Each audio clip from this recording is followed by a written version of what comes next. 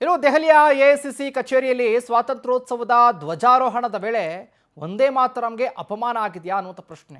ಅರ್ಧಕ್ಕೆ ವಂದೇ ಮಾತರಮನ್ನು ನಿಲ್ಲಿಸುವಂತೆ ಹೇಳಿದ್ರಾ? 150 ವರ್ಷಗಳಾಯಿತು ವಂದೇ ಮಾತರಂಗೆ.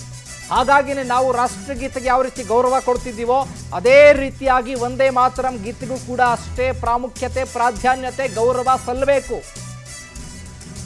ವಂದೇ ಮಾತರಂ ಹಾಡುವಾಗಲೇ ನಿಲ್ಲಿಸೋದಕ್ಕೆ ಸೂಚನೆ ಕೊಟ್ರಾ? ಸೋನಿಯಾ ಗಾಂಧಿ ಗರಂ ಆಗಿದ್ದಾದ್ರೂ ಯಾಕೆ? ದೆಹಲಿಯ ಎಐಸಿಸಿ ಕಚೇರಿಯಲ್ಲಿ ಧ್ವಜಾರೋಹಣದ ವೇಳೆ ಗರಂ ಆಗಿದ್ದಾರೆ. ವಂದೇ ಮಾತರಂ ಪೂರ್ಣ ಗಾಯನಕ್ಕೆ ವಿರೋಧಿಸಿದ್ರ? ಸಾಮಾಜಿಕ ಜಾಲತಾಣದಲ್ಲಿ ಚರ್ಚೆಗೆ ಗ್ರಾಸವಾಗಿದೆ ದೃಶ್ಯ ಇದು. ಅಲ್ಲ, ಪರಿಪೂರ್ಣವಾಗಿ ವಂದೇ ಮಾತರಂ ಗೀತೆಯನ್ನು ಕೇಳೋದಕ್ಕೆ ಸಾಧ್ಯ ಆಗಲ್ವಾ ನಿಮ್ಮ ಕೈಲಿ?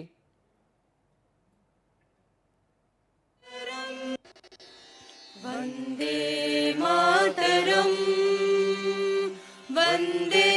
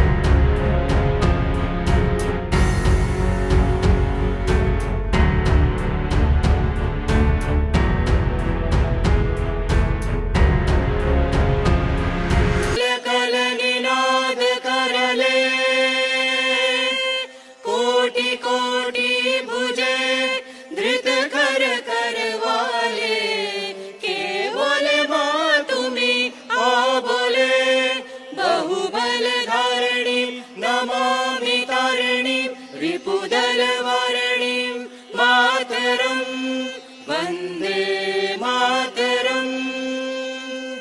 ತುಮಿ ವಿದ್ಯಾ ತುಮಿ ಧರ್ಮ ತುಮಿ ಹೃದಿ ತುಮಿ ಮರ್ಮ ತ್ವಂ ಹಿ ಪ್ರಾಣ ಶರೀರೆ ಬಾಹುತೆ ತುಮಿ ಮಾ ಶಕ್ತಿ ಹೃದಯ ತುಮಿ ಮಾ ಭಕ್ತಿ ತುಮಾರಿ ಪ್ರತಿಮಾ ಗಡಿ ಮಂದಿರೆ ಮಂದಿರೆ ವಂದೇ ಮಾತರಂ.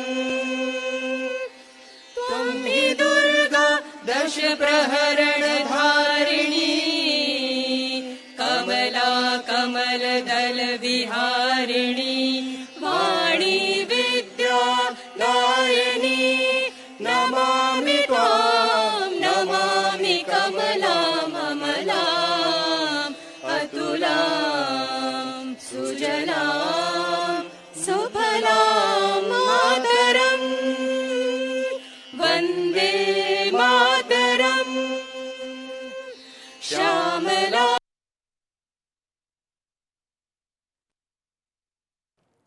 ನೋಡಿದ್ರಲ್ಲ, ಈಗ ಕಂಪ್ಲೀಟ್ ಆಗಿ ವಂದೇ ಮಾತರಂ ಗೀತೆನ ಹಾಡುವಾಗ ಯಾವ ರೀತಿ ರಿಯಾಕ್ಟ್ ಮಾಡಿದ್ರು ಸೋನಿಯಾ ಗಾಂಧಿ ಅನ್ನೋದನ್ನು.